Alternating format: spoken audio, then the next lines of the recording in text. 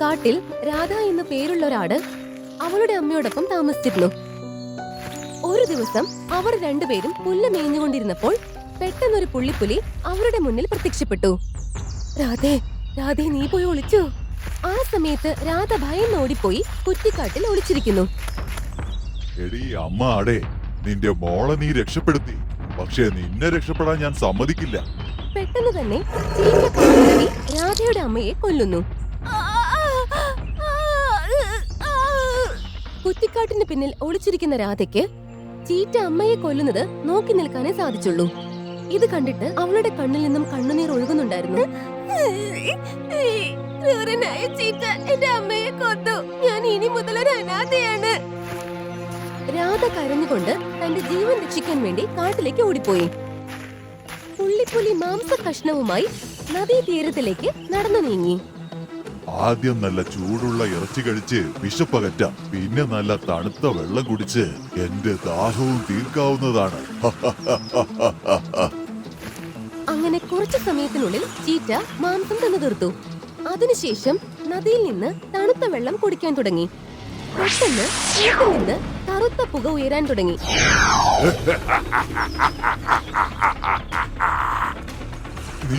നീ ആരാണ്? ഞാൻ നിന്റെ അന്തകനാടാ പുള്ളിപ്പുലി. പക്ഷേ ഞാൻ നിന്നോട് എന്ത് തെറ്റാ ചെയ്തത്? ഇപ്പൊ നീ ഒരു പാവം ആട്ടിൻകുട്ടിയെ കടിച്ചു കൊന്ന് തിന്നില്ലേ? അത് നിന്നോട് എന്ത് തെറ്റാടാ ചെയ്തത്? ആ ആടിനെ ഞാൻ വേട്ടയാടി പിടിച്ചതാ. എന്നാ നീയും കരുതിക്കോ, ഇന്ന് നീ എന്റെ വേട്ടയാണെന്ന്. കണ്ണിമ വെട്ടുന്ന സമയത്തിനുള്ളിൽ തന്നെ രാക്ഷസൻ ചീറ്റപ്പുലിയെ കൊന്നു. ആടിന്റെ ഇറച്ചി കഴിച്ച് ഏതെങ്കിലും പുലി ഈ നദിയിലെ വെള്ളം കുടിക്കുമ്പോ ഞാൻ ഈ സന്യാസിയുടെ തടവിൽ നിന്ന് എന്നേക്കുമായി സ്വതന്ത്രനാവും. ഇത് തന്നെയാണ് ആ സന്യാസി പറഞ്ഞത്. നോക്ക്, ഞാൻ ദേ സ്വതന്ത്രനായി കഴിഞ്ഞു. ഒരുപാട് വർഷങ്ങൾക്ക് മുൻപ് കാട്ടിലുണ്ടായിരുന്ന മന്ത്രവാദി രാക്ഷസന്റെ പിതാവിനെ കൊന്നിരുന്നു. അങ്ങനെ അവനെ അനാഥനാക്കി ഒരു കുളത്തിൽ തടവിലാക്കിയിരുന്നു. പക്ഷേ ഇപ്പോൾ അവൻ തീർത്തും സ്വതന്ത്രനാണ്. ഏതൊക്കെ ജീവജാലങ്ങളെ അവന്റെ കോപം ബാധിക്കുമെന്ന് ആർക്കും അറിയില്ല. വനവാസികളെ, നിങ്ങളെ കൊണ്ടാണ് ഞാൻ അനാഥനായത്. നിങ്ങളെ കാരണമാണ് ഞാൻ ഈ നദിയിൽ വർഷങ്ങളായി അടിമയായി കഴിയുന്നത്. ഇപ്പോൾ അതിനുള്ള ശിക്ഷ ഞാൻ നിങ്ങൾക്ക് തരുന്നതാണ്. ഓരോന്നായി ഓരോന്നായി എല്ലാത്തിനെയും ഞാൻ എന്റെ ഭക്ഷണമാക്കുന്നതാണ്. അതേസമയം അനാഥയായ രാധ എന്നാട് കാട്ടിൽ ഒറ്റയ്ക്ക് അലഞ്ഞു നടന്ന് ഒരാനയുടെ അടുത്തേക്ക് രാധ എത്തിച്ചേരുന്നു. ആനച്ചേട്ടാ, ഞാനൊരു അനാഥയായ ആടാണ്. എനിക്ക് ഇന്നീ ലോകത്ത് ആരുമില്ല. ദയവായി എനിക്കൊരു അഭയം നൽകി നിങ്ങളുടെ വീട്ടിൽ എന്നെ സംരക്ഷിക്കാമോ? ഉത്തരം പറയൂ. ആട്, ഞാൻ നിന്റെ ദുഃഖം ശരിക്കും മനസ്സിലാക്കുന്നു. എനിക്ക് ശക്തിയുണ്ട്, പക്ഷേ സാമർഥ്യമില്ല. അതുകൊണ്ട് എനിക്ക് നിന്നെ രക്ഷിക്കാൻ സാധിക്കുന്നതല്ല. നീ എന്നോട് ക്ഷമിക്കണം. അത് കേട്ട രാധ നിരാശയോടെ അവിടുന്ന് പോകുന്നു. അതിനുശേഷം രാധ ഒരു മാനിനെ കണ്ടുമുട്ടുന്നു. മാനമായി, ഒരു പുള്ളിപ്പുലി എന്റെ കൺമുൻപിൽ വെച്ച് എന്റെ അമ്മയെ കൊന്നു എന്നെ ഇപ്പൊ അനാഥയാക്കിയിരിക്കുക. മാനമായി, നിങ്ങളുടെ വീട്ടിൽ എനിക്കൊരു അഭയം തരാമോ? ദയവ് ചെയ്ത് നീ എന്നോട് ക്ഷമിക്കണം. എനിക്ക് നിന്നെ സഹായിക്കാൻ സാധിക്കില്ല. ഒരു സ്ത്രീക്ക് മറ്റൊരു നിസ്സഹായായ സ്ത്രീയെ സഹായിക്കാൻ സാധിക്കില്ല അമ്മായി. അത് മോളെ, കാടിന്റെ ലോകം വ്യത്യസ്തമാണ്. ഇവിടെ ആർക്കും ആരെയും സഹായിക്കാൻ സാധിക്കില്ല. എല്ലാവരും സ്വന്തം ജീവൻ രക്ഷിക്കാൻ വേണ്ടി മാത്രമാണ് ഇവിടെ ജീവിക്കുന്നത്. എന്നോട് ക്ഷമിക്കൂ. അത് കേട്ട രാധ നിരാശയാവുകയും സഹായം ലഭിക്കുമെന്ന പ്രതീക്ഷയോടെ മുന്നോട്ട് പോവുകയും ചെയ്തു. എനിക്ക് സഹായം ലഭിക്കണമെങ്കിൽ ഞാൻ രാജാവിന്റെ അടുത്തേക്ക് തന്നെ ചെല്ലണം. അങ്ങനെ സഹായത്തിനായി രാധ സിംഹരാജാവിന്റെ അടുത്തേക്ക് ചെല്ലുന്നു. മഹാരാജാവേ, ഞാൻ അനാഥയായ ഒരാടാണ്. എന്റെ അമ്മയെ ഒരു പുള്ളിപ്പുലി കൊല്ലുകയുണ്ടായി. നീ ജനിച്ചിരിക്കുന്നത് വേട്ടയാടപ്പെടാൻ വേണ്ടിയാണ്. ഞാൻ ജനിച്ചിരിക്കുന്നത് നിങ്ങളെപ്പോലുള്ളവരെ വേട്ടയാടാൻ വേണ്ടിയാണ്. നീ ആർക്കു വേണ്ടിയാണ് ഇവിടെ വാദിക്കാൻ വന്നിരിക്കുന്നത്? അതെന്റെ വകയിലുള്ള ഒരു സഹോദരനാണ്. ചീറ്റ മഹാരാജാവിന്റെ സഹോദരനാണെന്നോ? ചീറ്റപ്പുലി മാത്രമല്ല, കടുവ, പുലി, പിന്നെ സിംഹം, അതെല്ലാം എന്റെ സഹോദരന്മാരാണ്. ഈ കാര്യം നിനക്കറിയില്ലേ? എന്നോട് ക്ഷമിക്കൂ മഹാരാജാവേ. ഞാനിവിടെ ആരോടും യാചിക്കാൻ വേണ്ടി വന്നതല്ല. എനിക്കിവിടെ ആരുടെങ്കിലും വീട്ടിലൊരു അഭയം കിട്ടുമോ എന്ന് അറിയാൻ വന്നതാണ്. ഒരാടായിട്ട് നിനക്ക് എങ്ങനെ എന്നെ പോലൊരു സിംഹത്തിന്റെ അടുത്ത് പരാതി പറയാൻ നിനക്ക് എങ്ങനെ തോന്നി? മഹാരാജാവേ, എന്നെ ഒന്ന് സഹായിക്കാമോ? നിനക്ക് വേണമെങ്കിൽ ഞാൻ ജീവിതത്തിൽ നിന്ന് തന്നെ മുക്തി തരാം. സഹായിക്കാൻ പറ്റില്ല. ജീവിക്കാൻ നിനക്ക് ആഗ്രഹമുണ്ടെങ്കിൽ നീ ഇവിടുന്ന് പോയിക്കോ. അങ്ങനെ രാധയ്ക്ക് അവിടുന്ന് നിരാശയോടെ പോകേണ്ടി വന്നു. എങ്ങനെയൊക്കെയോ അവൾ തന്റെ ജീവൻ സംരക്ഷിച്ച് കാട്ടിൽ തന്നെ താമസിക്കാൻ തുടങ്ങി. അങ്ങനെ ഒരുപാട് ദിവസങ്ങൾ കടന്നുപോയി. ഇതിനിടയിൽ രാക്ഷസൻ കുളത്തിൽ നിന്ന് മോചിതനായി കാട്ടിൽ ഭീതി സൃഷ്ടിക്കാൻ തുടങ്ങിയിരുന്നു. കാട്ടിലെ മന്ത്രവാദി രാക്ഷസന്റെ പിതാവിനെ കൊന്നിരുന്നല്ലോ. ഇതിൽ അടങ്ങാത്ത പകയുള്ള ആ രാക്ഷസൻ മാതാപിതാക്കളോടൊപ്പം കാണുന്ന എല്ലാ ജീവജാലങ്ങളുടെയും മാതാപിതാക്കളെ കൊല്ലുകയും ആ ജീവികളെ അനാഥമാക്കുകയും ചെയ്തിരുന്നു. ഞാൻ ഈ കാട്ടിലെ ഓരോ മാതാപിതാക്കളെയും കൊന്നു തിന്നുന്നതാണ്. എല്ലാത്തിനെയും ഞാൻ അനാഥരാക്കുന്നതാണ്. അങ്ങനെ കാട് മുഴുവൻ ഭയത്തിന്റെ അന്തരീക്ഷത്താൽ നിറഞ്ഞിരുന്നു. ഒരു ദിവസം സിംഹരാജാവ് സഭ വിളിച്ചുകൂട്ടിയിരുന്നു. അങ്ങനെ ആരാണ് മാതാപിതാക്കളെ കൊന്നുകളഞ്ഞ് കുട്ടികളെ അനാഥരാക്കുന്നത്? മഹാരാജാവേ, ഈ പണി ആ രാക്ഷസന്റേതാണ്. ഇത് വർഷങ്ങൾക്ക് മുമ്പ് നമ്മുടെ സന്യാസി കിണറ്റിൽ ബന്ധിച്ചു കളഞ്ഞ രാക്ഷസനാണ്. ഇപ്പോൾ അദ്ദേഹം തടവിൽ നിന്ന് മോചിതനായോ? അതേ രാജാവേ, ആ രാക്ഷസൻ നമ്മുടെ കൂട്ടത്തിലെ ഒരുപാട് പേരെ അനാഥരാക്കിയിട്ടുണ്ട്. അവൻ ഈ കാട്ടിലെ എല്ലാ മാതാപിതാക്കളെയും കൊന്നൊടുക്കുകയാണ്. ഇത് വളരെ ആശങ്കാജനകമാണ്. നമ്മൾ വന്യമൃഗങ്ങൾ, അവനൊരു രാക്ഷസനും. നമുക്കവനെ തോൽപ്പിക്കാൻ ഒരിക്കലും സാധിക്കില്ല. എനിക്കറിയില്ല നമ്മുടെ അവസ്ഥ എന്താകുമെന്ന്. മഹാരാജാവ്, എനിക്കൊരു കാര്യം പറയാനുണ്ട്. പറയൂ. രാക്ഷസനെ തടവിലാക്കിയ മന്ത്രവാദിയുടെ സഹായം നമുക്ക് എന്തുകൊണ്ട് സ്വീകരിച്ചുകൂടാ? നീ എന്റെ മനസ്സിലുള്ളത് എന്താണെന്ന് കണ്ടുപിടിച്ചു. ശരിക്കും നീ ഒരു കൗശലക്കാരൻ തന്നെ. ആ നിമിഷം തന്നെ കാട്ടിലെ എല്ലാ ജീവജാലങ്ങളും മന്ത്രവാദിയുടെ അടുത്തേക്ക് ചെല്ലുന്നു. സ്വാമി എന്നും വിജയിക്കട്ടെ. എന്താ ആ രാക്ഷസൻ തടവിൽ നിന്ന് മുക്തനായോ? താങ്കൾ ഒരു മഹാജ്ഞാനിയാണ് സ്വാമി. ആ രാക്ഷസൻ തിരിച്ചു വന്നിരിക്കുന്നു. പക്ഷെ എനിക്കിപ്പോ നിങ്ങളെ സഹായിക്കാനൊന്നും പറ്റുമെന്ന് തോന്നുന്നില്ല. സ്വാമി, അങ്ങ് ഞങ്ങളെ ഇപ്പോ സഹായിച്ചില്ലെങ്കിൽ അവൻ ഞങ്ങളെ എല്ലാവരെയും കൊന്നുകളയും.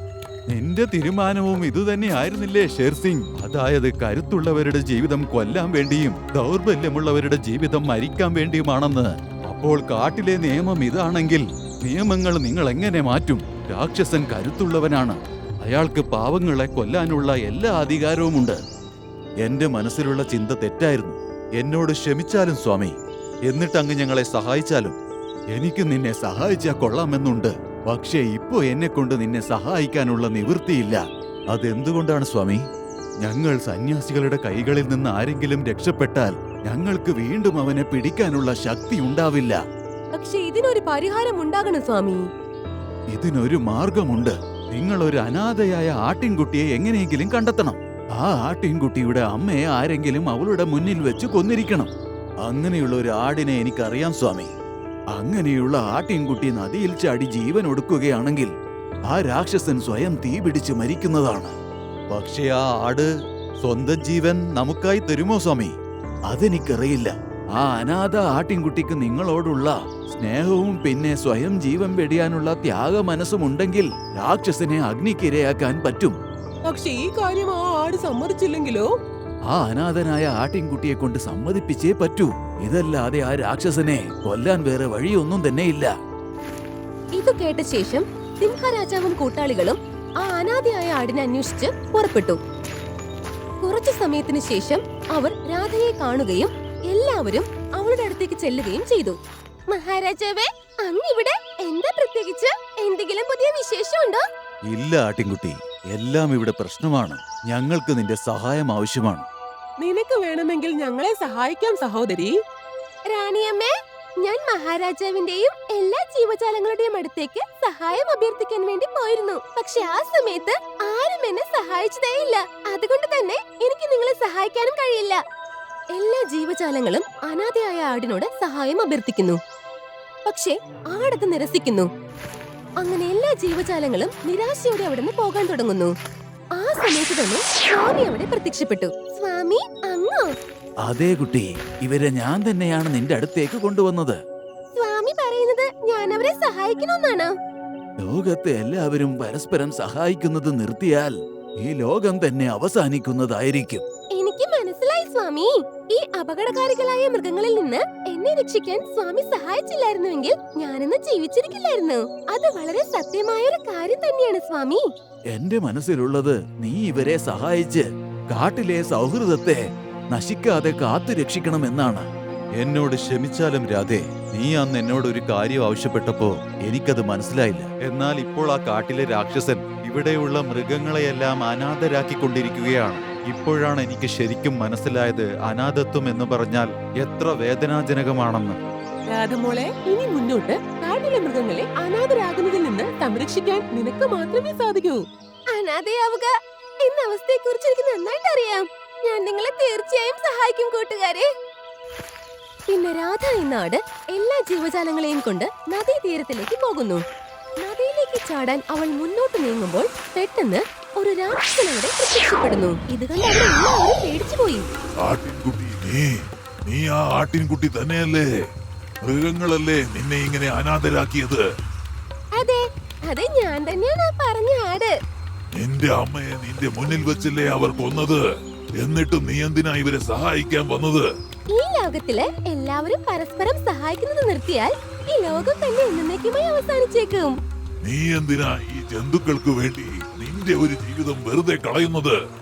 ഒരു അനാഥയായതിന്റെ വേദന എനിക്ക് നന്നായി അറിയാവുന്നത് കൊണ്ട് എന്റെ കൺമുന്നിൽ വെച്ച് ആ പുള്ളിപ്പുലി എന്റെ അമ്മയെ ആക്രമിച്ച് കൊന്നു കളഞ്ഞപ്പോ ഞാൻ ഒന്നും ചെയ്യാൻ സാധിക്കാതെ നിൽക്കുമായിരുന്നു.